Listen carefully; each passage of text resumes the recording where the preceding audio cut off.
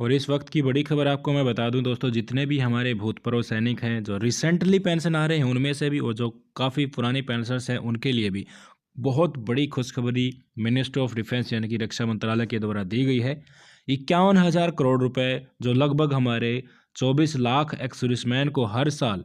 बैंकों के through payment pension या फैमिली पेंशन के रूप में किए जाते हैं, वो तरीका अब लागू नहीं होगा। काफ़ी सालों से आपके बैंक को ही रक्षा मंत्रालय पेमेंट करता है और बैंक आपके खाते में उसको डाल देते हैं, यही प्रोसीजर अपनाया जाता है। पर अब क्या होगा, अब इसको बंद कर दिया जाएगा। मान लीजिए ये मिनिस्ट्री ऑफ डिफेंस का खाता है, ये आपका मिडलमैन यानी कि ये आपका बैंक है और ये आपका बैंक में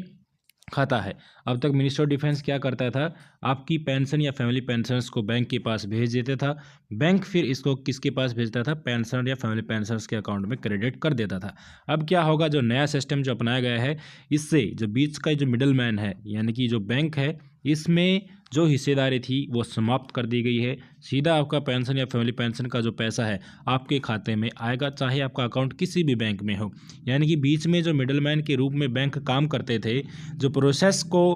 कंप्लीट करने में थोड़ा टाइम लेते थे, अब उनको दूर कर दिया गया है। अब सीधा आपकी पेंशन फैमिली पेंशन आपके खाते में आएगी। मैं आपको बता दूं कि मिनिस्टर ऑफ डिफेंस का एक बहुत ही अच्छा एम्बिटियस प्लान्स इसको बोला जा रहा है, क्योंकि इसमें काफ़ी ज़्यादा प्रॉब्लम्स आती थी दोस्तों। जब ये मिडलमैन है इनको अब दूर कर दिया गया है और रिसेंटली आप जल्द ही देखेंगे कि आपके खाते में जो पेमेंट का जो मैसेज आता है वो मिनिस्ट्री ऑफ डिफेंस के नाम से मैसेज आएगा कि ऐसे ऐसे इतने पेंशन या फैमिली पेंशन आपके अकाउंट में मिनिस्ट्री ऑफ डिफेंस ने क्रेडिट की है। दोस्तों,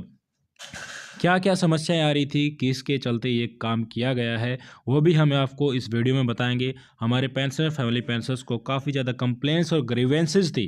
पेंशन उनकी क्या तो रॉन्गली कैलकुलेट कर दी जाती थी, या उनको जो दी जाती थी वो कैलकुलेशन के हिसाब से नहीं दी जाती थी। तो मिनिस्ट्री ऑफ डिफेंस ने इन सारी समस्याओं से फेड अप होकर एक नया पॉलिसी बनाया है, जिसमें आरटीजीएस के थ्रू सीधा पैसा आपके खाते में ट्रांसफ़र कर दिया जाएगा। एक एस्टीमेट के हिसाब से मैं बताऊं, जो सीजीडीए ने कैलकुलेट किया है, कंट्रोल जनरल डिफेंस अकाउंट ने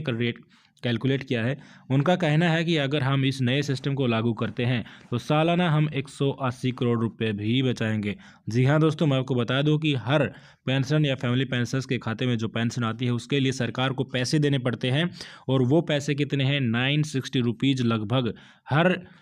ट्रांसैक्शन पे, हर अकाउंट में ट्रांसैक्शन के ऊपर देने पड़ते हैं। तो अब आप पूछोगे कि कौन कौन से बैंक हैं, कितने बैंक हैं, ऐसे लगभग 32 बैंक हैं, जिनमें से 28 पब्लिक सेक्टर बैंक है और 4 प्राइवेट सेक्टर बैंक है, जिनके साथ पेंशन पेमेंट का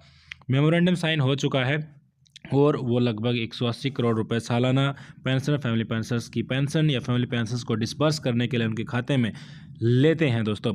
मिनिस्ट्री ऑफ डिफेंस का ये भी मानना है कि जब ये सेंट्रलाइज सिस्टम हो जाएगा, यानी कि एक ही जगह से सारा पैसा पेंशनर्स के खाते में जा रहा है, अलग अलग बैंकों में नहीं जा रहा है, कहीं पब्लिक सेक्टर कहीं प्राइवेट सेक्टर, इस प्रकार के अलग अलग बैंकों में नहीं जा रहा है, तो मेजॉरिटी ऑफ ग्रीवेंसेज हैं जो पेंशनर्स के हैं वो ऑटोमेटिक दूर हो जाएंगे। क्योंकि एक आइडिया के अनुसार देखा गया कि जो भी कंप्लेन आती हैं, चाहे मिनिस्ट्री ऑफ डिफेंस में आओ, चाहे वह सीजीडी ऑफिस में आओ, चाहे वह पीसीडी इलाहाबाद के ऑफिस में आओ, उनमें से 95% कंप्लेन ऐसी हैं जो पेंशन पेमेंट के रिगार्डिंग है। जो बैंक जो पेंशनर्स को या फैमिली पेंशनर्स को जो पेंशन पे कर रहे हैं, 95% कंप्लेन उसी के बारे में होती है। तो इसलिए ये बड़ा डिसीजन रक्षा मंत्रालय ने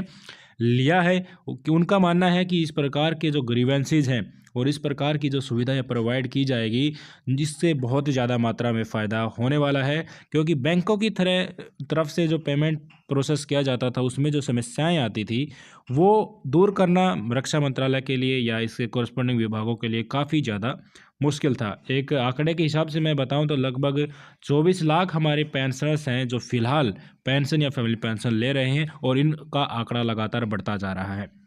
इनको पेमेंट के रूप में हर साल 51,000 करोड़ रुपए इनके खाते में डिस्बर्स किए जाते हैं।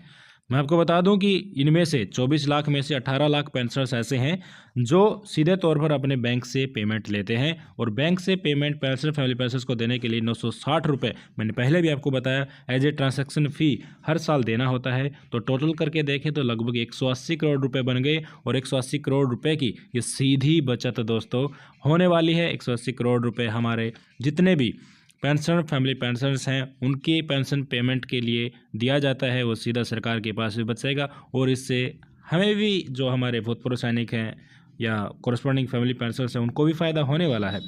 एक नोट के हिसाब से मैं बताऊं आपको कि ये डिसीजन ले लिया गया है कि जो नेवी और एयरफोर्स के रिसेंटली नए नए पेंशन आ रहे हैं उनको इसी सिस्टम से पेंशन मिलेगी, और